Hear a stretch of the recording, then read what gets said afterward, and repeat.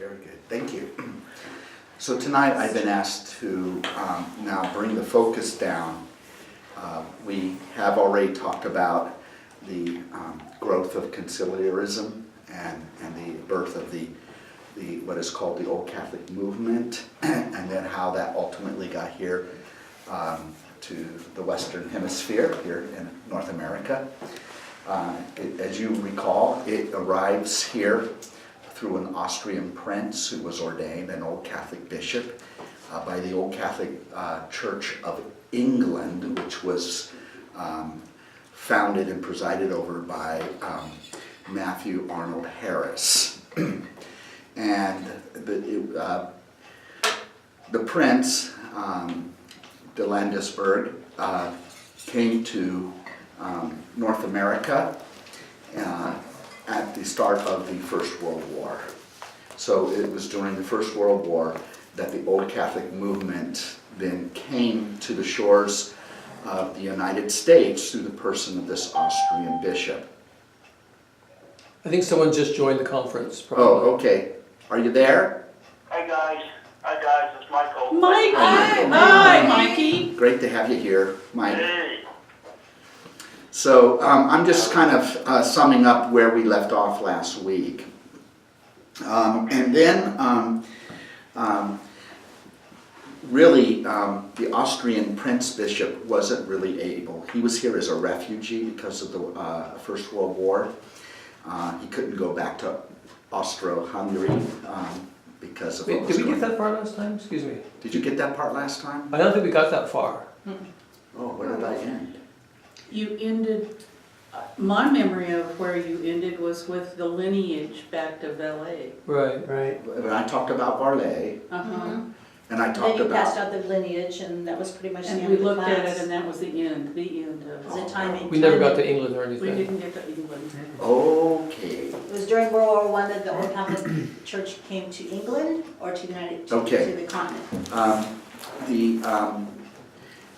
There was a congress in Munich, which was a gathering of Roman Catholics that were very unhappy with the definition put forth by the Vatican I Council. And at that time, it was just called the Vatican Council, under the leadership of Pius IX. And I think I talked about You that. did. And so in that Congress, these unhappy Roman Catholics, mainly from Switzerland, Austria, and Germany, and some from France, gathered, and they argued that this was an innovative dogma, that it's not a part of the creed, it was not historically a part of the church, that it was an idea that certainly has been around for a long time, so that you can look back in history and find that there were people who believed these things, but it was never the official teaching, and it never was considered a part of the official teaching of the church. So they stood against what had happened at Vatican Council in 1869 to 1870. And they were really led by one of the great Roman Catholic scholars, historian, and theologians, a man by the name of Ignace. This is a really important name. So I'm going to write it down. Barb and Mikey, can you hear me okay? I can hear you. Yes. I think it's spelled I like just that. want to see what you're writing down. Yeah, Ignace, or Ignatius would be the Greek form of it. Von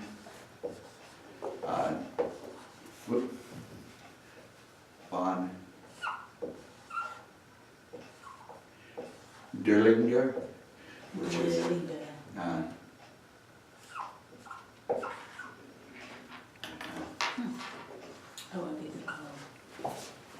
oh, it's two L's. Two L's there.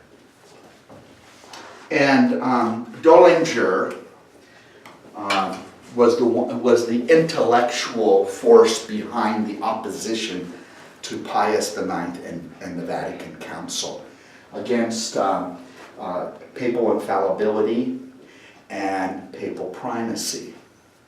And there's a difference between the two. Papal infallibility means that when the Pope is speaking from the chair of Peter, he is speaking for the whole church. And when he makes a declaration concerning anything that has to do with faith or morality, then he would be considered, that would be an infallible pronouncement. Now, oftentimes this is misunderstood. Anything that the Pope says or teaches is authoritative by virtue of the fact it is the Pope, but it's not necessarily infallible. So popes can have bad opinions or errors of judgment and that sort of thing. It's only when he speaks in his official capacity from the chair, and the word for that in Latin is ex cathedra. It means from the chair. And in this particular case, the chair of Peter, which is in Rome, considering the fact that the Western churches always believed that the Bishop of Rome was a direct successor to the Apostle Peter. And so that's what we mean by infallibility. And since Vatican Council I, there's only been 2 pronouncements made, or declarations been made, speaking from the chair of Peter.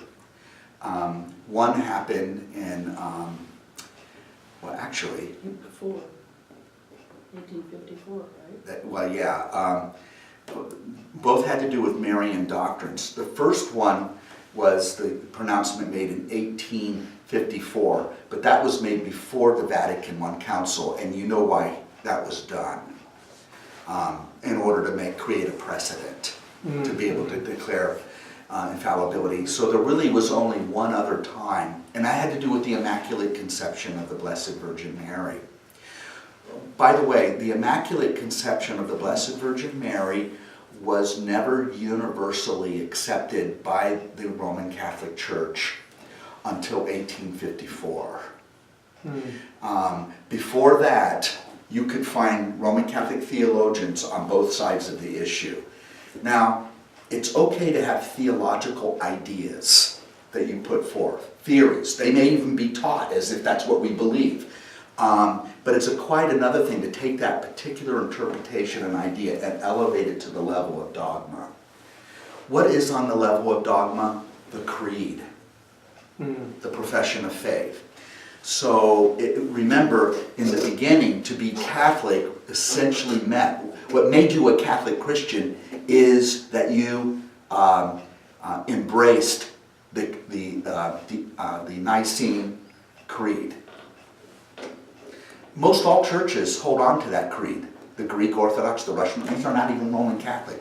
The Russian Orthodox, the Syrian Orthodox, the Coptic Church, the Armenian Church, the Syriac Church, and also most of your classic Protestant churches.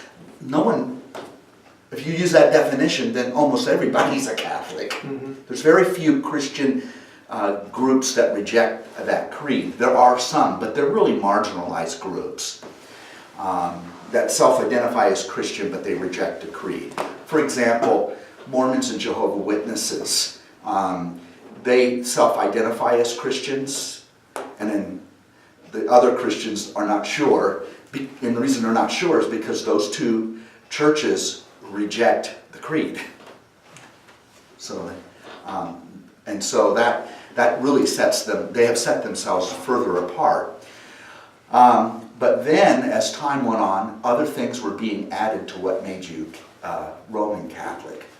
But to be Catholic, and you'll notice that the other churches call themselves Catholic in this sense. If you go into the Episcopal Church, they'll tell you that they are a Catholic church. And they're saying it because they have the creed. And they say the creed. We believe in one holy Catholic and Apostolic Church. The same is true for the Greek Orthodox.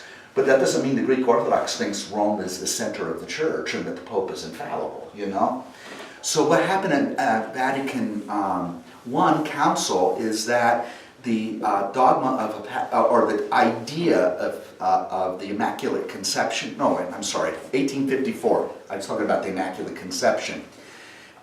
Throughout the medieval period of the church, when this became a conversation, there were those great saints and theologians that said, yeah, Immaculate Conception, I'd go for that. And there were others who didn't. The others who didn't, I'm talking about St. Thomas Aquinas, you know, who became the preeminent theologian of Roman Catholic theology for 800 years. So, you know, he's really important, and he did not accept the idea of the Immaculate Conception. And the Greek Church never had such a teaching. The reason why is that the teaching of the Immaculate Conception is dependent upon the idea of original sin. Original sin is an idea that came from St. Augustine, but it never made it into the creed. So theological ideas are debated freely, they come and go, and they raise questions that maybe we'll never be able to answer. And it's okay for us to have this conversation. It's okay within the context of the Catholic Church that there are different schools of thought. When you elevate something to the level of dogma, then you're saying to the faithful, you have to believe this or you're damned. I mean, that's pretty strong language. And so, by elevating the idea of the infallibility of the Pope, created an enormous amount of controversy. Well, in order to do that in 1870, there had to be precedent that the Pope did pronounce a dogma without a council. And he did it in 1854 with the Immaculate Conception. Why the Immaculate Conception? Because Marian devotion was at its height in Roman Catholicism at that point. And most of the faithful, they just loved their devotion to the Blessed Virgin Mary. So to have something declared about Our Lady, the Blessed Virgin Mary, was very popular. Pius was clever. He knew he could put forward something that most Catholics would go along with. Yeah, a few theologians complain, but what's a few theologians when the majority of the faithful go along with it? And it was a very popular move on his behalf. But he had something now, another purpose in mind. It wasn't just to exalt Our Lady. It was to demonstrate he had the power to do it. You know, he could have called a council, and the council could have then said it was a dogma, but he didn't do that. Well, now, what he really wanted to do was to settle the question once and for all, is where does the gift of infallibility, which does exist, all Christians will say infallibility within the church exists, but where is it located? Most churches would say in the Ecumenical Council. But there were those, particularly those in the Vatican, who thought, no, it's in the person of the Pope, or the office of the Pope in Rome. So to solve that issue once and for all, then Pius IX called for what he thought would be the last ecumenical council there would ever be, because you wouldn't need one anymore if you have an infallible Pope, right? So he had the Vatican Council, and he forced this idea through. Now, there was another thing called universal primacy. That's different. That is not about teaching, it's about authority to govern. And what it has to do with the canon law of the church. And what universal primacy means is that the Bishop of Rome ultimately has juridical authority over every single baptized Christian, no matter what church they belong to. And if you're not submitting to the Pope, you are not submitting to Christ, because the Pope is Christ's vicar on the earth. So you people there in the Church of England, you're in a state of sin, because as long as you refuse to obey Rome. You Lutherans in Scandinavia, same thing. And and especially all you Roman Catholics. You see how that's what they mean by universal primacy. And I think I quoted this to you last week, that Lord Acton, who was a Roman Catholic English lord, said this when he heard it proclaimed: "Power corrupts, and absolute power corrupts absolutely." He was speaking of Pius IX. This was very controversial, and there was a group of Roman Catholics who said, no, this is not authentic. Yes. So did he do both of those Yes. at that Vatican one? Okay. That's exactly right. So that was 1879? 1869 to 1870. Okay, so surely Pius could not have been so forward-thinking that in 1854, he schemed that eventually he's going to have a council where he uses this as a precedent? I mean, Yeah. was he that Yeah, scheming, do you think? yeah, he's that clever. But then probably the council didn't happen as soon as he thought it would, because people don't sit there and plan 15 years out, do they? Well, In this case? that's a good question to do a research paper. And yeah, how much did he know? How much was he trying? What was he trying to do? But it would solve all sorts of problems for Pius IX and for the state of the Roman Catholic Church in the 19th century in Europe. What was happening is that there was anti-clericalism, which is anti-church, going on in many of the nations of Europe that were traditionally Roman Catholic. They were turning against the authority of the church, politically speaking.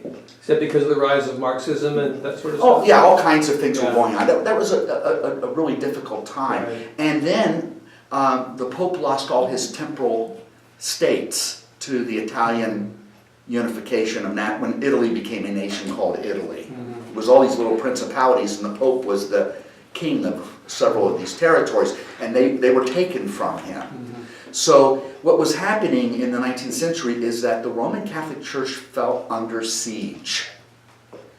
It was losing its political clout in the European affairs, political affairs, secular affairs even. And it still hadn't completely been able to reclaim those countries that left a few centuries before to become Protestant churches. So this was a defensive action to reassert papal authority in European affairs. Those of us who live in America, we're far removed from that. We don't feel the political power of the papacy, but they did in Europe, especially in the 19th century and the centuries before. Anyway, I'm getting bogged down in too much detail. Do you have any questions of what I'm telling you so far? Okay. So I told you that part of the story. So in Munich, there was a congress, they called it the Congress of Munich, in which dissenting Roman Catholics attended, and Dollinger was the intellectual head of that gathering. And so they formed the old Catholic churches. When was this? This would have been in the 1870s. It was like the fallout from Vatican I Council. And so they put forth a document, or ultimately put forth a document called the Declaration of Utrecht, named for that church in Holland, or in Utrecht, in the Netherlands. So here it is, the Declaration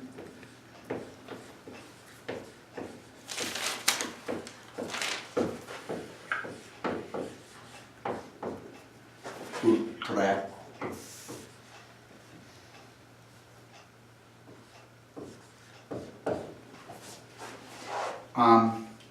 Because here was the situation. Dollinger and the delegates that gathered there created this document. This is the founding document of the Old Catholic movement. They call themselves Old Catholic in the sense that they're carrying on the older tradition. That what Pius IX did is an innovation. It's not, that wasn't really a part of our tradition, and he's trying to say it is.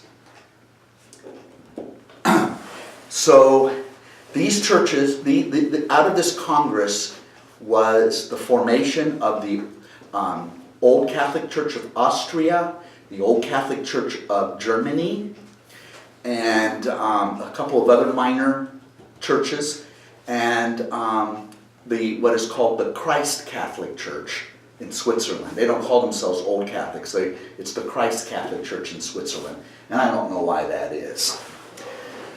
And they formed a union. Now, one of the problems they had was, where were they going to get apostolic succession? Well, Dollinger knew, let's talk to the Archbishop of Utrecht, because they have a valid apostolic succession. Rome knew that.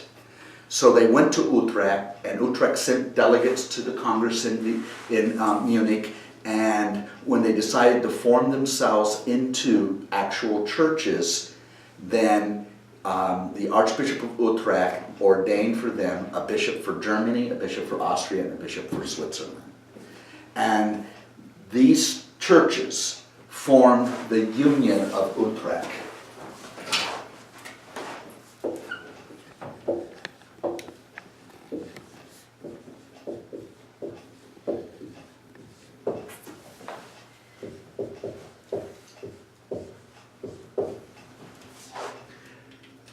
This all happens in the 1870s. Now, that still exists to this day. Excuse me, that's Austria, Germany, and Switzerland, Yeah. right, the old Catholic churches of. And there might have been some small communities in France and in Czechoslovakia and Poland, you know. That suggests that there weren't any bishops at the Congress that met. No. That it was a Presbyterial conference primarily, I'm guessing. Yeah, it was priests and lay people, but they didn't have any, No bishops. no bishops. Even the bishops that disagreed with Pius IX didn't dare. Didn't dare come. Yeah, because, you know, there's problems, which I won't get into. So the apostolic succession for those churches belonging to the Union of Utrecht came from Utrecht, and that's why it's called that. And we already talked about that the last time we met, remember? Okay, now there is a nobleman, a lord or something like that, in England. And his name was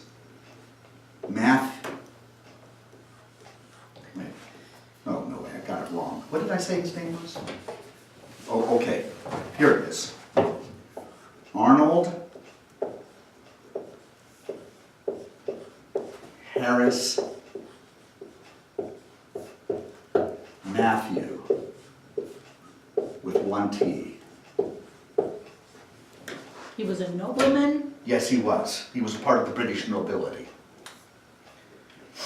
And he organizes, while this is going on, he organizes the Old Catholic Church of England, or Old.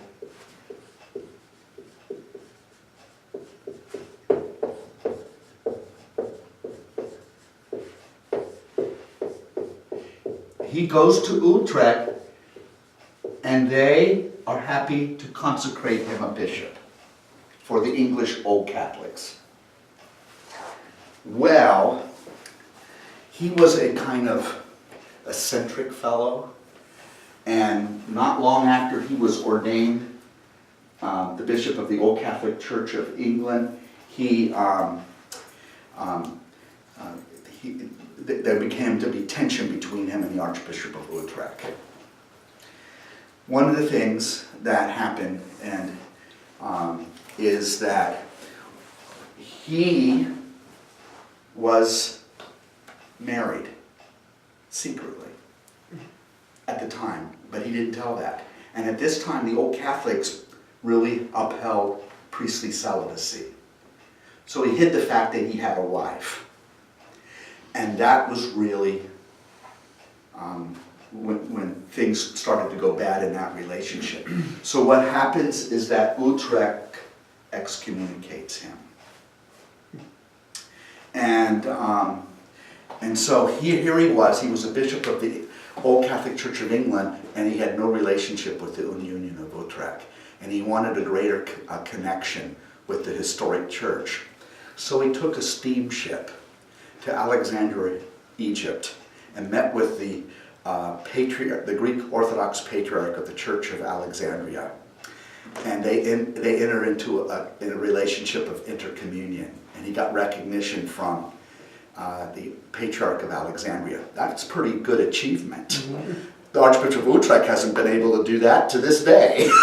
Then he goes over to Antioch in Syria, where there is the Patriarch of Antioch, the Greek Orthodox Patriarch of Antioch. And he does the same thing. We have photos of them together. You know, and they signed these documents and all that. So the Old Catholic Church of England got recognition from the two of the major Eastern Orthodox patriarchates. That's quite a significant achievement. He must have been somewhat of an impressive fellow that he could do this. It probably helped him a little bit because England was probably the biggest world power at the time, so who knows what was motivating him, but he was able to achieve that for recognition. And then, this is when the Austrian, so he establishes the Old Catholic Church of England. It gets recognition from the Eastern churches, which enhanced his reputation. Now, the Union of Utrecht today will tell you, we don't recognize him as being a valid bishop. Well, the problem is, if you don't recognize him as being a valid bishop, then how can you declare yourself to be valid? Because Varley did the same. You know what I'm saying? Mm-hmm. It's almost like, if you say, because you didn't like him, or he lied to you, that you're not going to recognize him, then how can you say that how you got apostolic succession? Do you see? What's good for the goose is good for the gander. Exactly right. So, anyway, that gives you the idea. It comes to the United States through the Austrian prince, who goes to England and befriends Arnold Harris Matthew. Now, who befriended him? Prince Landis From Austria. He has a really long name. Mm-hmm. Anyway, he comes to England. This is before the outbreak of World War I. So he's there. And if you know anything about the history of the Austrian monarchy at the beginning of the 20th century were super devout Catholics, very religious. So for him to want to become a bishop in this newly formed Old Catholic bishop is in keeping with his deep religiosity, his deep beliefs. And he really agreed with this vision, and he wanted to be a part of it. And he became friends with Matthew. So he's ordained. Then World War I breaks out. He's ordained as a bishop? Mm-hmm. Okay. To work with him in this church. Then World War I breaks out. England is now at war, or Great Britain is at war with Austria. And he can't get back to his own country. I mean, World War I is happening. So, but he can't stay in England, otherwise he'd be arrested as a prisoner of war. And that would have been a good negotiating thing for the government of England to say, we got your prince here. You know. So he flees to the United States. And that's how the Old Catholic movement comes to the US of A.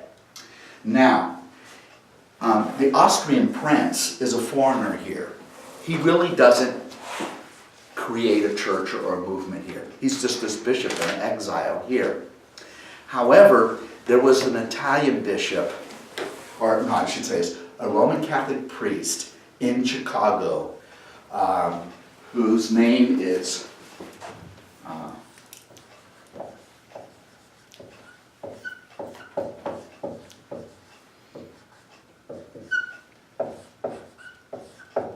Cardinal Henry Cafora. Cafora, C-A-F-O-R-A, Cafora. And he is a priest that is working with the Italian immigrants that settled in Chicago. And there's a lot of details to this that are rather confusing to me, but the information is available. But Father Cafora was having a battle in Chicago, in the Archdiocese of Chicago, with the Roman Catholic hierarchy in this country, which was Irish.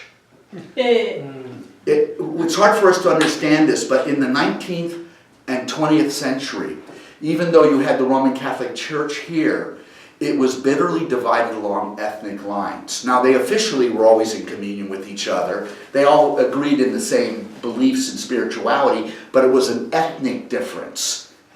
And the hierarchy, because the Irish were here first and really established the Roman Catholic Church in the United States, it was the Irish who were all in the positions of power, and there was a lot of discrimination against the Italian community. So there were a lot of Italians that were angry with the Irish hierarchy. So Cafora decides to leave and start a new Catholic church for Italian Catholics. And he calls it the Old, so he gets the word old, but he's Italian, so he's going to leave the Roman in there. The Old Roman Catholic Church. This is the church that Rafe Adams came from. It still exists. And so Cafora has all this personality and personal charisma. And so he's opening churches all over the United States, mainly made up of Italian immigrants.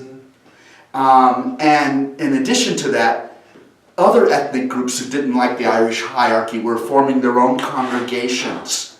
So there were Polish churches and so on and so forth of other European groups that were being discriminated against from the Irish hierarchy. And so they all joined together under the leadership of Cafora, who was this really charismatic fellow. And so he's building this, which would look like today to us like an ECC.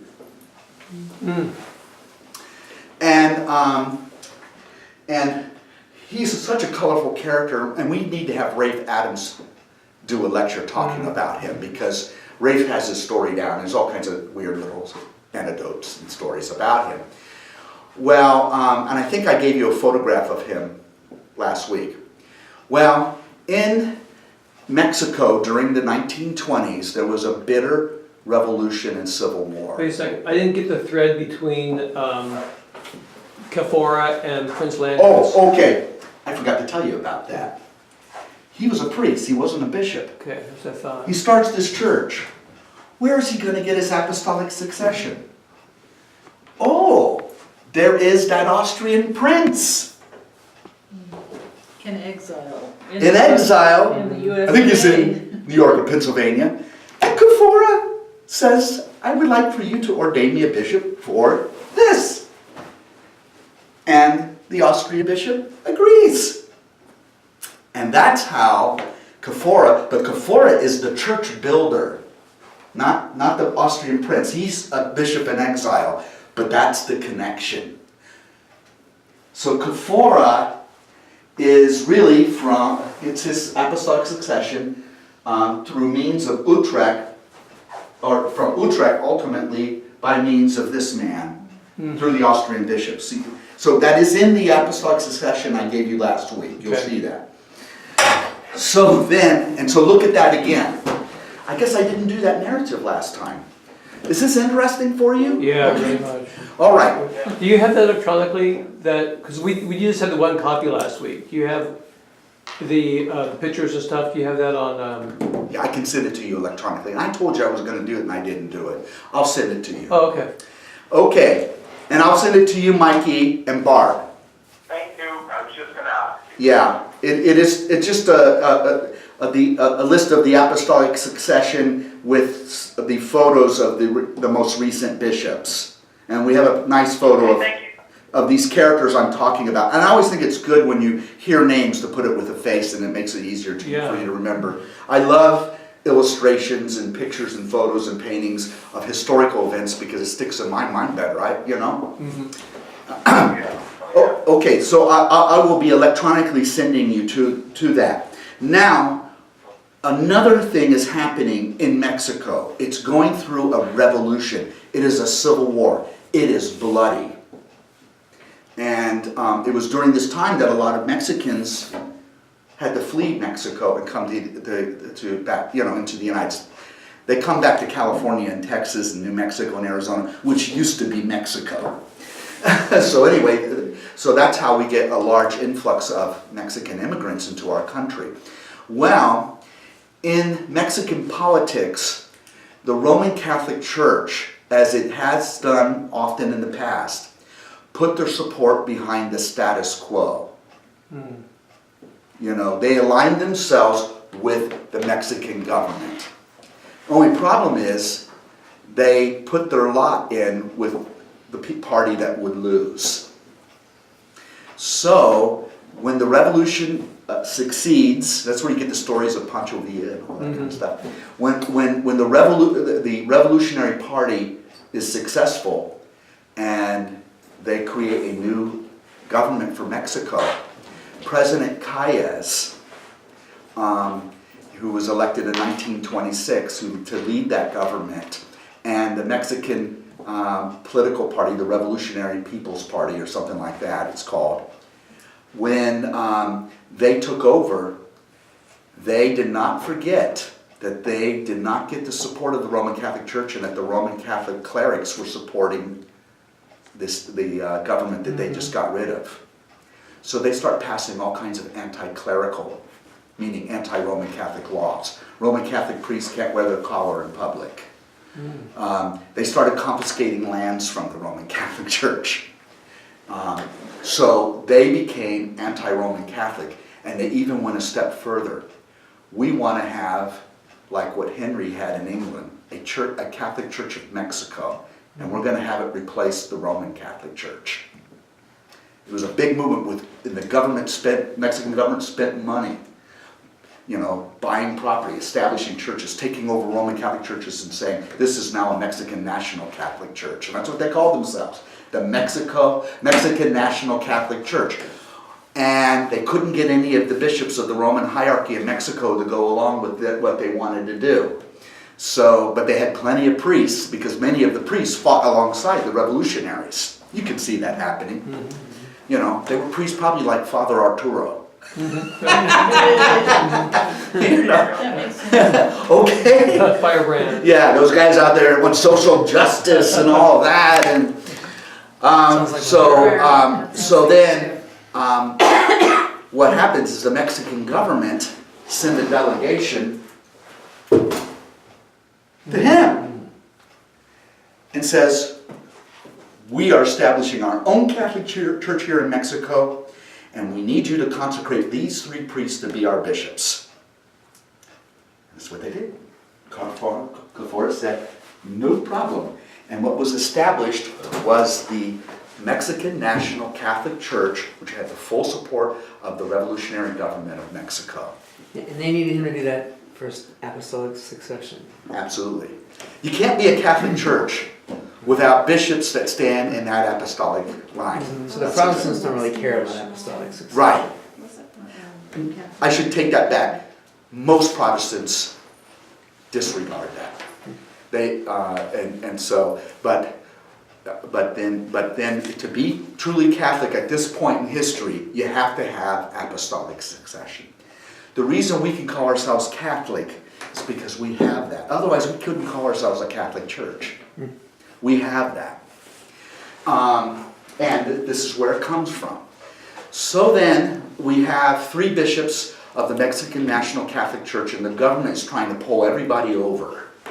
Well, ultimately it doesn't work, and they make their peace with the Roman Catholic Church years later. But already you have a generation of people who are Mexican National Catholics and not Roman Catholic. And where did all those Catholics go? well, this is an interesting story.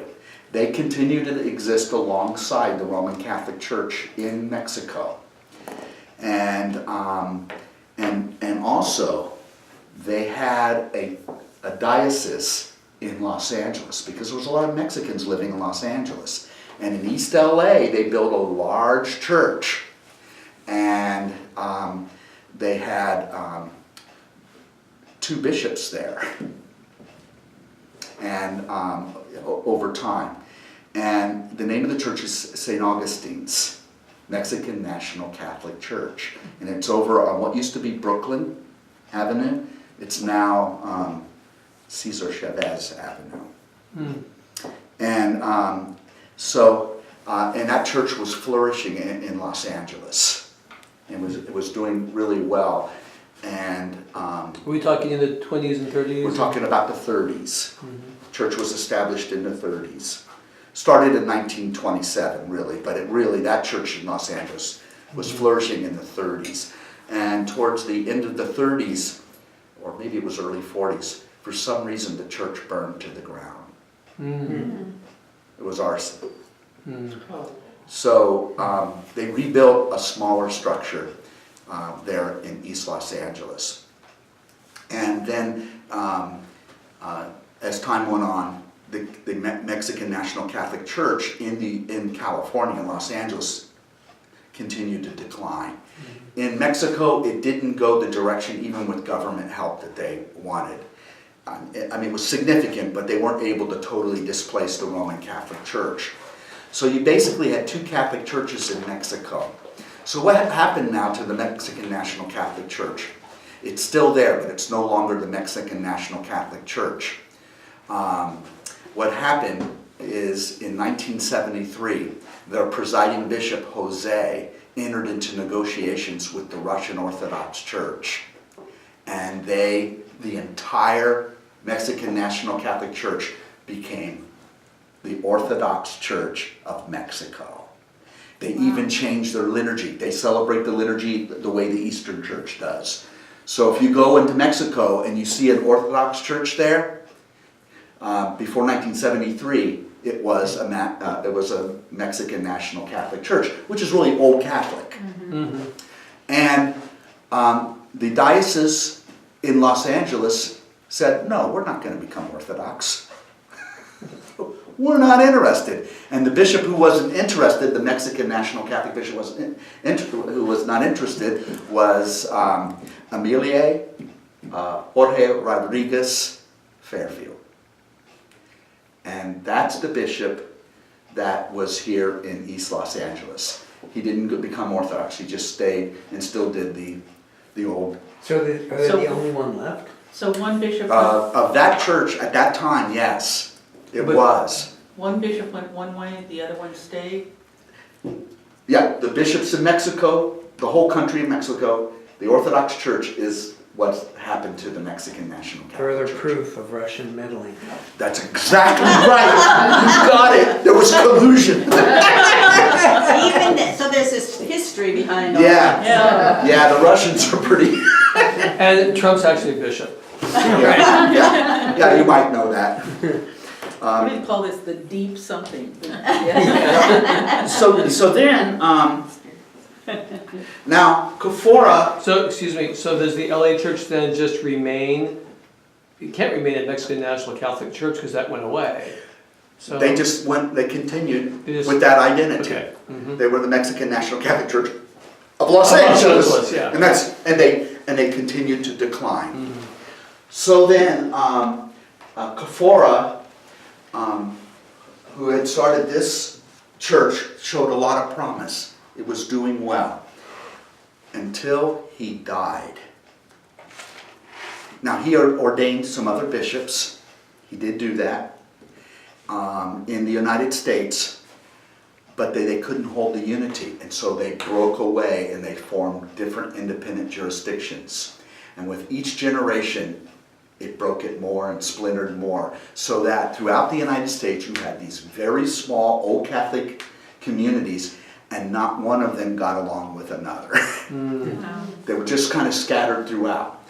And there was one in Laguna Beach, and they call themselves the American Catholic Church, but it's old Catholic, and it was founded in the 30s. Is it still there? It's still there. It Really? still continues.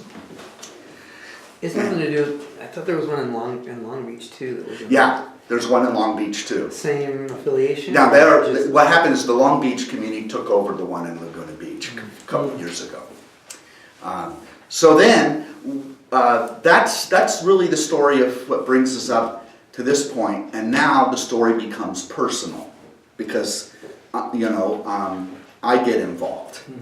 So I have to give you a little bit of personal history. And I don't like talking about myself so much, but I thought I'd give you this background. And I'm trying to think where to begin. So, I will begin in the year 1699. Wow. No, 1955 You don't have that by day over. 56. yeah, 300. I know. In November of 1956. So this is my this is my personal journey. Okay, what happened is in 1689 and in the decades of the 90s, there was a development in England. You had a king, a Stuart, sitting on the throne of England. His name was James. And James is the head of the Church of England. He decides in the course of his life to convert to Roman Catholicism. And he has the goal of bringing the Church of England back into submission with Rome. But by this time, it's been 100 years, and the English would have none of it.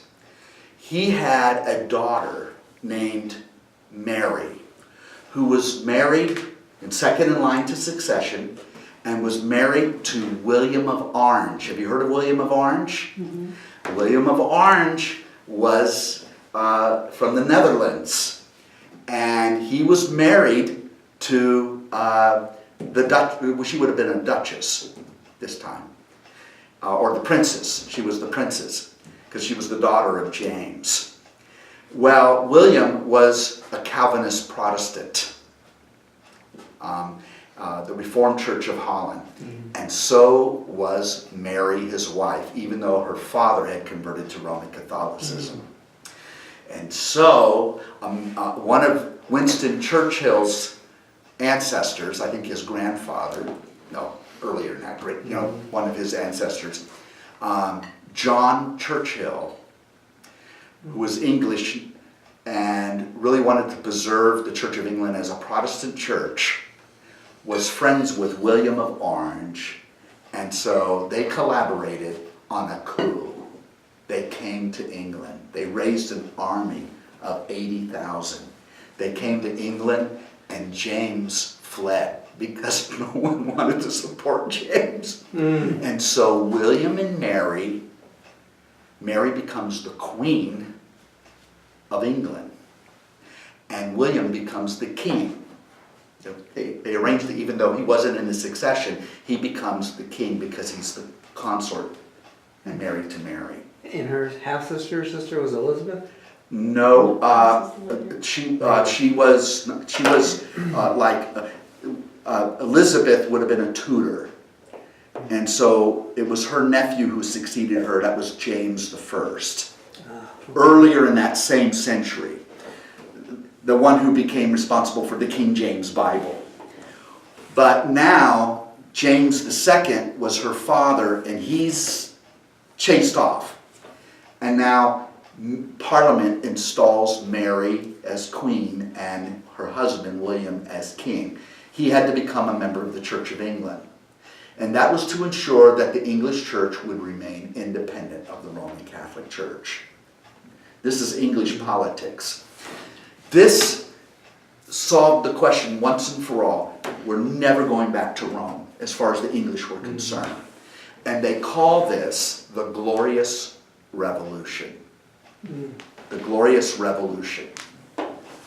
And my ancestor, William Elder, was a Roman Catholic. He lived in Lancashire. And the government started passing all kinds of laws against Roman Catholics. They had to pay special taxes, they were discriminated against, they couldn't serve in public office, blah, blah, blah. So William Elder decided to leave England and to go to a new colony in the New World in North America called Maryland. Maryland was founded by Lord Baltimore, an English nobleman with Roman Catholic sympathies, and Maryland was to be a British colony for Roman Catholic refugees, just as Massachusetts became a colony for Puritan Calvinistic refugees, just as Pennsylvania was a refuge for Quakers. They were persecuted as well in England. So Maryland was founded to be a refuge for Roman Catholics. So my ancestor, William Elder, came and settled in Maryland along the James River, near the Chesapeake Bay. Then, as time went on, more English settled in there, and guess what? There were more Protestants in Maryland than Catholics, and so they made rules against the Roman Catholics. So even in their own colony, the Roman Catholics were being persecuted. They had to pay an extra tax, and they couldn't do certain things in public office. The same kind of discrimination eventually happened. I mention my ancestor because this is why my family came over from England, because we were Roman Catholic and we're trying to find refuge in order to practice our Catholic faith. And his descendants, the elders, in the next, when the revolution came, supported the revolutionary cause. They supported George Washington and the Continental Congress. And so they participated in the American Revolution. As soon as the American Revolution was over, the Elder family, or a branch of the Elder family, descendants of William Elder, decide to go out and settle in the Ohio River Valley in northern Kentucky. And so the very first Roman Catholic Church was founded by the Elder family, by my ancestors in the state of... Is this interesting to you? Yeah. Okay, anyway. So, Kentucky. the Elders were a prominent Roman Catholic family in the Ohio Valley for the next, couple hundred years. Wow. So, and they're still pretty prominent there. But, and what happens is that my mother's father, James Buchanan Elder, was a devout Roman Catholic. And he and his brother, my uncle, this is my mother's father and her uncle, decided that they wanted to become priests. And so they go to Notre Dame, to a college that's associated with Notre Dame called Jasper College. And so they do go there. But I think they decided they didn't want to become priests. But they're still devout Roman Catholics, and the Elders are very devoutly Roman Catholic. That's where my middle name comes from, the Elders. Mm-hmm. My grandfather went and lived with some Elder relatives in Louisville, Kentucky. And he had a falling out with a priest. And so he left the church, never to go back. He married my grandmother, who was a nominal Baptist. She wasn't really a practicing Baptist, but that was her family identity. And they had one child, and that was my mother. And then, in 1958, when my grandfather was 56 years old, he had a massive heart attack. And could have killed him. And so he leaves work, and he drives to the doctor's office. He gets out of the car and crawls on his hands and knees into his doctor's office. And the doctor then has him immediately admitted to the hospital. And so he's recovering from a heart attack. And in 1958, there wasn't all the kind of things that we can experience today. So you just recovered, and hopefully you lived. And so the Elder family, his parents and his brothers and siblings, that really didn't know why he stopped going to the church, decided to send a priest to go visit him in the hospital. That's the good thing to do. So they sent this priest to see my grandfather. It was a young priest.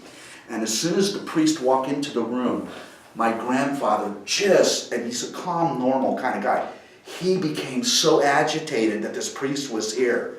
He was so angry this priest would show up that he had another heart attack. Oh my God. So my grandmother, I know. So my grandmother goes to the Archbishop of Cincinnati. One of the first archbishops of Cincinnati was a cousin of mine. Yeah, but anyway, so she goes in there and scolds the bishop, the archbishop, saying, "Never said a race. You almost killed my husband." you know, this kind of stuff.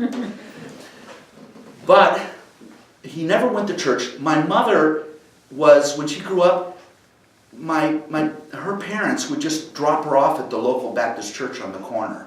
You know, one of those. They didn't go, but she went. My mom went to Baptist Sunday school, was baptized, and her parents didn't even show up for her baptism. They had been so disconnected from religious life. So my mother had a Baptist faith.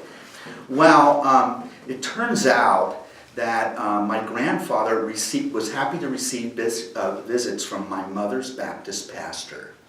And then my grandfather said, "If I survive this, I'm going to your church." So he did. So he wasn't turned off to God or religion. It was something there that was so upsetting to him, he couldn't continue on being a Catholic. Although in my conversations with him, now that I look back, he was still a Catholic. You know, a Catholic in exile. He still thought like a Catholic. He was in the Baptist. So he gets rebaptized in the Baptist church, and I was there as a little boy, and I watched him be baptized. They took him down, they put him under, you know, all that kind of thing. So I spent summers with my grandfather. I noticed that he was writing a big check one time to Billy Graham, and I said, "Grandpa, why are you giving so much money to Billy Graham?" And this is what he said: "The Catholics have the Pope, but we have Billy Graham." You know, he still thought in like hierarchy and you know that. So, but anyway, so based upon certain things he said but was afraid to say completely and explicitly, but now it's become apparent to me, he was sexually abused by a priest. You see, and because he didn't have any religious objections to Roman Catholicism. He was happy being a practicing Catholic. He didn't go off and become a Protestant. He just gave up, became non-religious. But the strong emotional reactions against the Catholic Church, it was very visceral and very personal. You know, and he warned me never to go to a Catholic church. Wow. Ever. And you formed one. Yeah. So he died when I was still in high school, 1972, and a man of faith. He recovered faith, but definitely not as a Roman Catholic. And so it was. If that did not happen to him, I would have been raised a Roman Catholic. You know, that's the way it would have been. So anyway, I was raised as a Baptist, and I come from, and I don't know, I've said this so many times, there are different kinds of Baptists. I come from the Northern Baptists, which later became, after World War II, called the American Baptists. And the Northern Baptists were the abolitionists. Not to be confused with the Southern kind, who just only recently, in the 1990s, decided to apologize for supporting slavery. So I'm not a Southern Baptist. Now, Billy Graham was a Southern Baptist, but I'm not a Southern Baptist. But that's how I was raised, and I felt called to the ministry. And I then went into, in the 70s, during my time of formation, I was involved first in the Jesus People movement. And then I got involved with the Charismatic Renewal. And in the Charismatic Renewal, I had my first real contact with Catholics, because it was ecumenical. And I went to charismatic prayer groups, and it was like we were all praying in tongues. And it was like, and I'll never forget this. When I got involved in the Charismatic Renewal, I discovered Catholics were involved. And this is how you're formed by how you're brought up. I was thinking, how can it be that Catholics are receiving the baptism in the Holy Spirit and speaking in tongues? We weren't even sure they were Christians. When I was a little boy in Cincinnati, I would walk home from kindergarten to school, and I would walk past St. Anthony's, the Roman Catholic, local Roman Catholic church, and it was very mysterious. And I would look in, because the doors were always unlocked, and I would open and look in, and I would see all these statues and flickering candles that were in those red votive things, you know. And I thought, oh, this seems so mysterious. And ran home. So I didn't know what Catholicism was. I had no idea. And when I was in high school, I began to get involved around Catholics, and I was in conversation with them. And I was learning about Catholicism, as well as learning about the other churches, because it was very ecumenical. And I went to an ecumenical charismatic seminary called Melody Land School of Theology that was started in Anaheim. And that's where I got my undergraduate degree in theology there. And it was ecumenical, so I was being exposed to all these different things. Then I went later for my graduate work to Fuller Theological Seminary, and then in 1979, I was ordained a Baptist minister. And then I functioned as a Baptist pastor for about 3 years, from 1979 to about 1982. So I was a Baptist pastor, but I became so interested in sacramental theology, and I was reading Catholic theologians, and I was thinking, we should do communion every Sunday. And let's try, so I tried to introduce to my congregation. It was a kind of a fluke thing, because when I became a part of a Baptist church that had a pastor, but the pastor wasn't doing such a great job, so the congregation didn't want him to be pastor anymore. And the pastor agreed with them. And the pastor said, let's support Peter, let Peter be. And here I'm a newly ordained minister. It shouldn't have happened. But they made me the pastor. But they didn't realize what they were getting into, because I wanted to experiment and do all these new ideas and bring in liturgy and sacraments into the Baptist church, yeah. You had been influenced by Roman Catholic sacramental type stuff because of an internship you had in Texas or something? Well, that's part of the story, yeah. When I was finishing my last year at Melody Land School of Theology, there was the Lutheran Church, the LCA, the Lutheran Church in America, had a program called Ventures and Vocations, in which they went to non-denominational seminaries that didn't have a denominational affiliation, and said, if a seminarian wants to work at a Lutheran church for a summer, which is what I did. And I went to Brownsville, Texas, and worked in a Lutheran church, which was great, because they have liturgy. They're like Catholic Light. And I was thinking, oh, this is great. So that was influencing me as well. And the priest that was, the pastor of that Lutheran church was a former Roman Catholic priest who had gotten married. You see, in Brownsville, Texas. So I was asking him all about sacraments, and he was telling me all these answers. So I thought, maybe I should become a Lutheran pastor, and I can have, So I went to the Lutherans, and so they gave me an examination, and after they gave me the examination, there was a board. It was an oral examination. And so they asked me what I thought about communion, because they thought it was odd that a Baptist minister wants to become now a Lutheran minister so soon after seminary.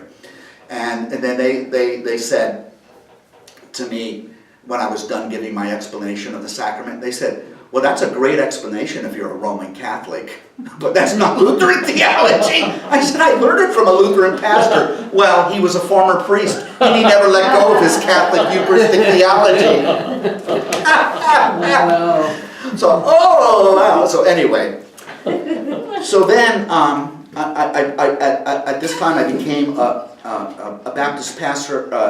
I was an associate pastor, and then I became the senior pastor, and I tried bringing in sacramentalism and liturgy into this Baptist congregation. And they liked me. So they kind of went along with it, but it wasn't working out so well. And so, but it was very popular what I was doing. So the congregation really supported me and went along with it. But then representatives from the denomination came and visited us, and they said, you don't look like a Baptist church. And I said, but we have the freedom to develop our, because you have local congregational control. They said, this doesn't make any sense. Maybe your congregation and you need to find another denomination to join, if this is the direction you're going. And so at that point, we withdrew our congregation from the Baptist Convention. We became independent church, and I was now looking for a denomination to affiliate with. I talked to my Roman Catholic friends, and I realized that, that I would not be able to bring the church and myself into the Roman Catholic Church. It was just too muddy. And if I was going to convert to Catholicism, I wasn't going to just do it piecemeal. It had to be the whole thing. And I couldn't buy papal infallibility. And I didn't know any of this stuff. I just couldn't buy that idea. And I wasn't sure what this would mean for my future, as far as my family life and my, celibacy was not an attractive thing for me. So I decided to look around for a denomination that would seem to work, that was sacramental, old, and liturgical. And so I began to look at the Russian Orthodox Church. And so, and then I had 2 other Baptist ministers with me in the congregation, and I started giving them the books that I was reading. I was reading Russian Orthodox theology. I read Alexander Schmemann, the late sacramental theologian of the Russian Orthodox Church, and I was reading John Meyendorff and Timothy Callistus Ware, and I was just studying Orthodox theology, and I loved Orthodox theology. And then I loved the icons. So yeah, so I was really embracing Orthodoxy, and I was in negotiation with the Orthodox Church in America, which is the Russian Orthodox in America, and they sent us an Orthodox priest, and the whole congregation along with me went through a process of formation, and after a year, my whole congregation, along with the 2 other Baptist ministers and myself, entered into the Orthodox Church in America. And the priest they sent us was temporary, because I was expecting to go to St. Vladimir's in New York, get more theology in Orthodoxy, and then be ordained an Orthodox priest, and that was going to be my future in the Orthodox Church. And that was what I decided to do, and I thought, mission accomplished. This is where I'm supposed to be, and this dude. Now, I'm going to tell you something really interesting. After I was ordained a Baptist minister on June 3rd, 1979, I think within a week of that ordination, I had a dream. And in the dream, I was a Baptist minister, and I had my Baptist congregation, and a group of Catholics came and said, we need your help in building a Catholic church for us to worship at. I thought, okay, well, of course. So I got my whole congregation, and we helped. It was like lilies of the field. You know the lilies of the field? Yes. You know? Yes. It was like that. The dream was I was this Baptist building a shovel. So I was building. It was like construction. We were building this church for Roman Catholics. And then I woke up and I thought, that's a weird dream. Why would I, as a Baptist minister, ever be going around and building a church for Catholics, especially when they have a lot more money than I do? You know, it was like they didn't need me to build a church for them. Isn't that a weird dream? Wow. Years later, I looked back and said, that's precisely what I ended up doing. Right. That dream stuck with you over those years. It did. But it wasn't informing me. It was Right. like it had that weird dream, and then Yeah. you just kind of forget about it and you go on. And then you look back and go, oh, wow. Was that a foreshadowing or a premonition that I was having? It didn't make sense to me at the time. So anyway, I bring my whole congregation into the Orthodox Church, and so Emmanuel Baptist Church became Holy Transfiguration Orthodox Church in La Habra, California. Holy Is it still there? Transfiguration. What's that? It's still there? No, They ended up closing it down. Wow. But it was there for many, many years. And the Orthodox allow their priests to marry? Yeah. Oh, it like solved all kinds of problems.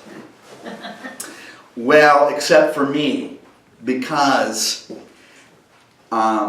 soon after we were all in and we were worshiping and we had our plans, one of my associate pastors who'd gone into Orthodoxy with me, along with the congregation, came to me and said, "There's a problem, Peter." And I said, "What's that?" "They're not going to ordain you a priest." I go, "What are you talking about?" Well, I had gotten involved with a girl when I was in high school, had a child, got married, brief marriage, didn't last, because I was a divorced person. I was a divorced person. And because of that, they weren't going to ever ordain me a priest. So you have to let go of that. And I thought, but this was all known. They knew about this. And I brought my whole congregation in. I convinced my 2 associate pastors. We studied Orthodox theology. I did all this. They knew my life situation. I didn't hide anything from them. And now you're telling me that my career as a priest, my vocation, is over. I can never hope to be a pastor. It was my whole life was to be a pastor. I just couldn't believe it. And that sent me into a tailspin. Right. I left, I entered a really dark time of a really depressed time. It was like my first experience with what some people call the dark night of the soul. When I started doubting everything. I started doubting God, my relationship. I was in free fall. I didn't know what to do. And I was losing my faith. So it was like a faith crisis for me. And then I finally got out of that dark place, but my Roman Catholic friend says, "Well, you know, Peter, if you can't bring yourself in good conscience to becoming Roman Catholic, there is a back door into the Catholic Church." I said, "What are you talking about, back door into the Catholic Church?" Well, it's kind of like, we don't talk about this so much, but there is a group called the Old Catholics, and they have valid priesthood and valid sacraments. And they'll let you be able to be free to marry if you wanted to after you were ordained. You would be, they would not hold that against you, and yet they celebrate all the Catholic sacraments, and you could do that. So as soon as that happens, I'm going, well, where can I find it? I never heard of the Old Catholics. Where can I find one? There's one in East LA on Brooklyn Avenue. So one Sunday I go there, and there's like this wall. It looks like a fortress, and there's a gate, and it's an iron gate, and then you can see the stairs go up and disappear, and you can't see beyond the wall. It was like a fortress. And it was Sunday morning, and there was nobody around, and the gate was locked, and I thought, don't they celebrate Mass? There was a sign there, St. Augustine's. So I began to knock on the gate, and this kind of disheveled man comes down, little man, Hispanic guy. Looked like he was the custodian, the janitor.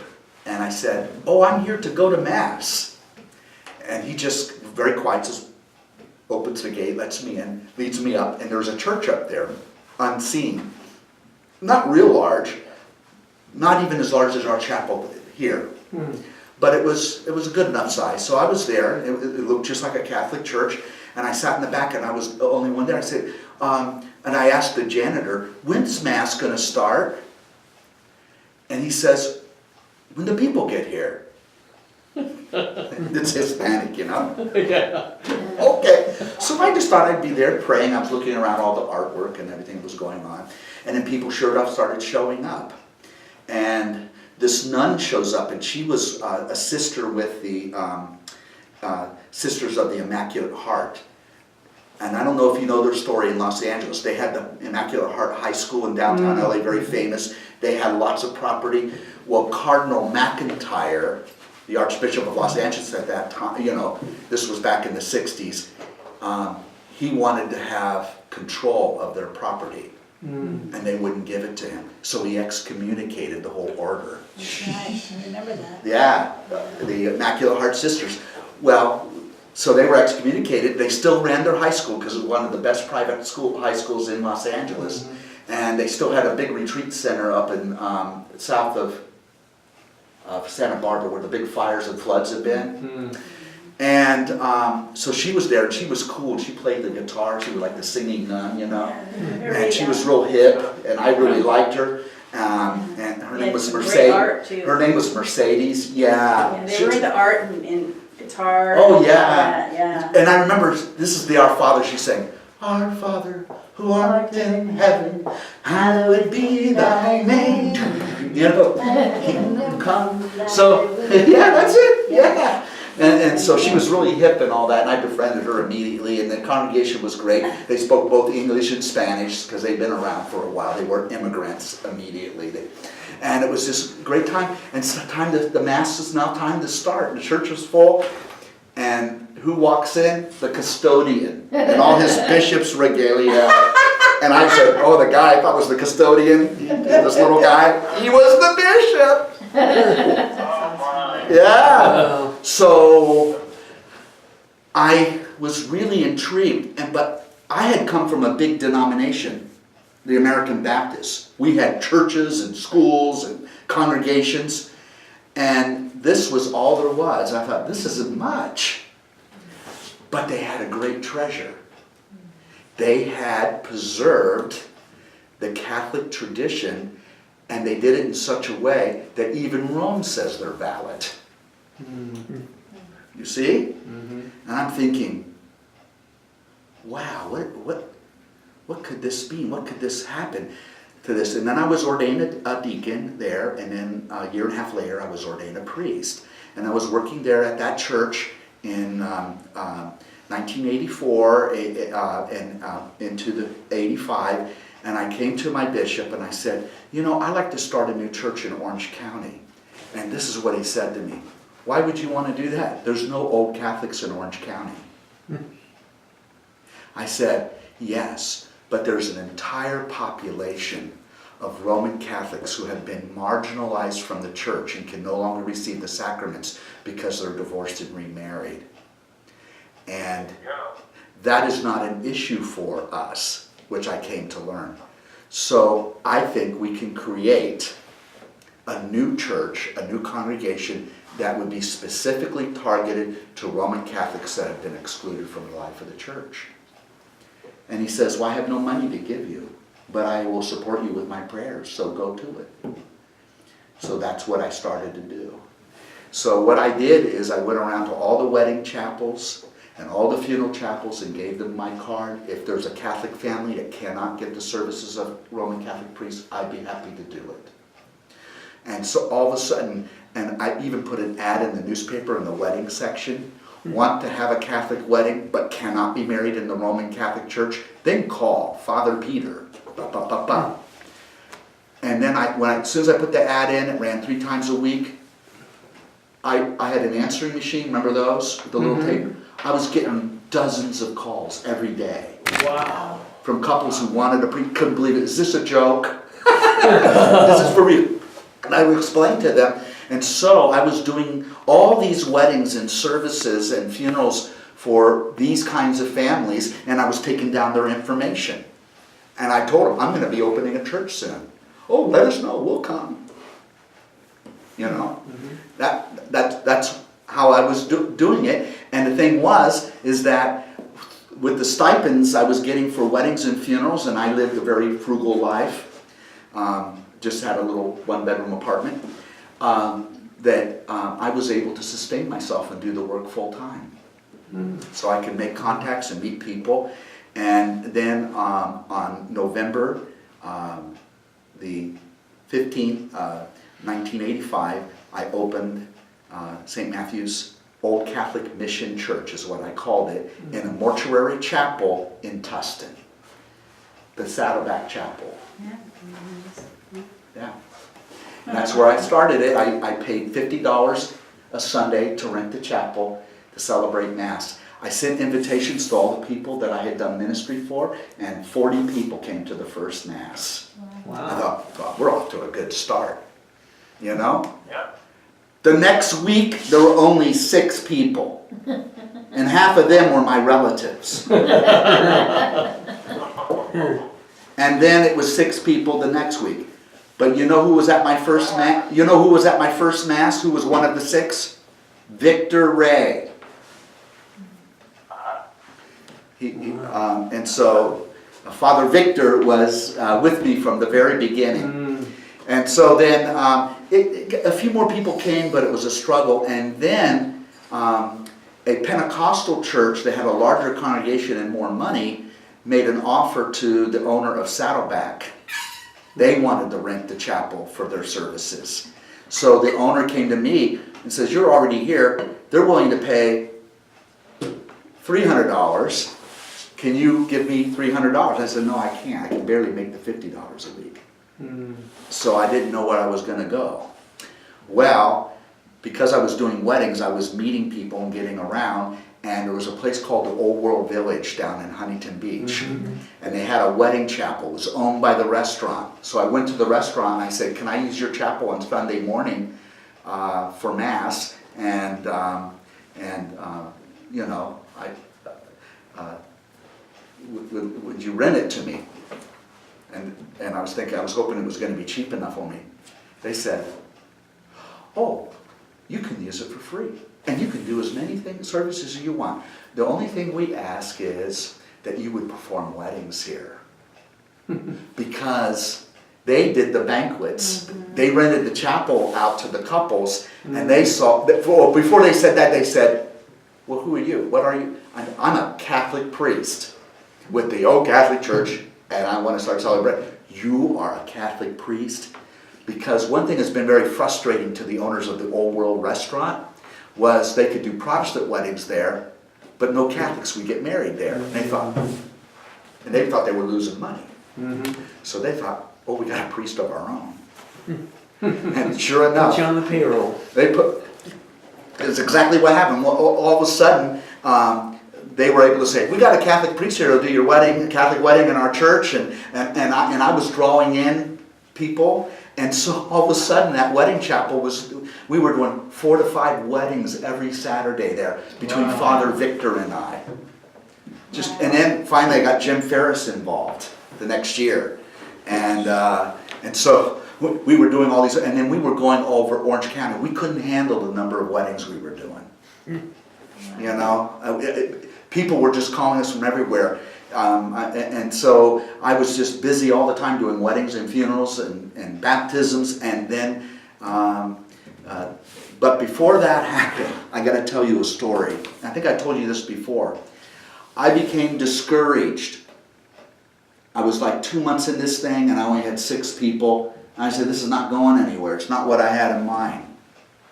It's not working. So I decided to shut it down. I was going to shut down St. Matthew's 6 months into it, you know. Even though I was doing a lot of weddings, the congregation wasn't growing, and I just didn't want to be doing weddings. I wanted the congregation to grow. And it wasn't happening. So I thought, I thought God was leading me to do this, but now I don't think so. And I had really a lot of doubts. And then, as I made up that mind, next Sunday I'm going to make the announcement, fine. And it was at that moment, I was in a very dark place, feeling depressed because I got to do this. It's not working out. God's not blessing it. And I was taking a shower. Now, don't visualize that. Just know that I was taking a shower, and I was just standing and the water running over me, and I'm thinking about these things, and all of a sudden it was as if the Lord was bringing images to my mind. You ever do that kind of free association? And the faces of each of those people that were coming to St. Matthew's, which was a few, so this didn't take long. And then at the end, after seeing all those faces of those few people, then I heard the words in my head. It wasn't like, to whom shall they go?